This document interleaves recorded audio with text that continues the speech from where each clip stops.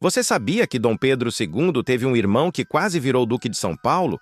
E que esse irmão nasceu apenas 5 dias depois dele, mas era filho da amante mais famosa do imperador? Pois é. Essa é uma das histórias mais curiosas e pouco contadas da nossa monarquia, e eu vou te contar todos os detalhes agora. Em 1825, o Brasil vivia um momento agitado. Dom Pedro I, nosso primeiro imperador, resolveu fazer uma longa viagem à província da Bahia. E quem foi com ele? Ninguém menos que sua esposa, a Imperatriz Leopoldina, e também a sua amante, Domitila de Castro, que mais tarde se tornaria a famosa Marquesa de Santos. O detalhe mais chocante: as duas estavam grávidas do imperador. Imagine a cena. O navio, a corte, a imperatriz e a amante, ambas esperando um filho do mesmo homem. A tensão devia ser palpável. Enquanto estavam na Bahia, a notícia chegou.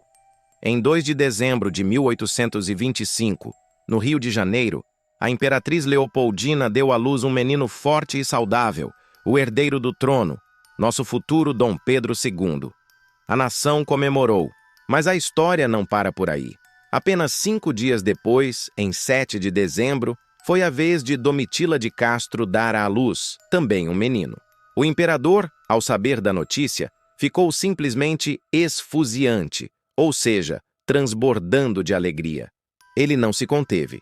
O menino foi batizado na igreja de São Francisco Xavier do Engenho Velho e recebeu um nome de peso: Pedro de Alcântara Brasileiro. Dom Pedro I estava tão empolgado com seu filho bastardo que começou a fazer planos grandiosos. Ele queria mais do que um simples batismo. Cogitou fazer uma cerimônia oficial na Capela Imperial. E não era só isso. Ele projetava dar ao menino o título de Duque de São Paulo. Já pensou? O Brasil teria um duque que era irmão do imperador, mas filho da Marquesa de Santos. Isso mudaria completamente as dinâmicas de poder e os livros de história. A vida, no entanto, tem seus próprios planos. A jornada de Dom Pedro I, Leopoldina e Domitila pela Bahia continuou. Eles só retornaram ao Rio de Janeiro em 1º de abril de 1826. E foi ao desembarcar que o imperador recebeu a notícia trágica. Seu pequeno Pedro de Alcântara, brasileiro, o quase Duque de São Paulo, havia falecido em 13 de março daquele ano. A vida do menino foi mais efêmera que os sonhos de seu pai. Essa história revela o quão complexa era a vida na corte. A própria Domitila, antes de se tornar marquesa, já tinha sido nomeada dama camarista da imperatriz. Ou seja, ela servia oficialmente a mulher que traía. É uma trama digna de novela, mas que aconteceu de verdade. Dos vários filhos que Dom Pedro I teve com Domitila, apenas 2 meninas chegaram à idade adulta: a Duquesa de Goiás e a Condessa de Iguaçu. E o mais interessante é que, anos mais tarde, Dom Pedro II, o filho legítimo, manteve contato com suas meias-irmãs.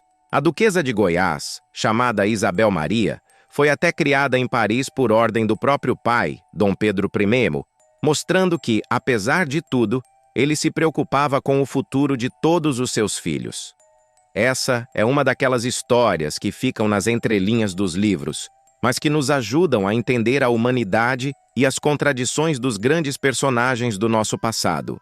Um menino que nasceu com a promessa de um ducado, mas que teve uma vida tão curta quanto um suspiro. Gostou de conhecer esse capítulo esquecido da história do Brasil?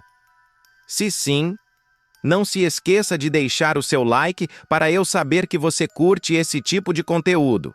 E claro, se inscreva no canal e ative o sininho para não perder nenhuma curiosidade histórica como essa. Muito obrigado por assistir e até a próxima.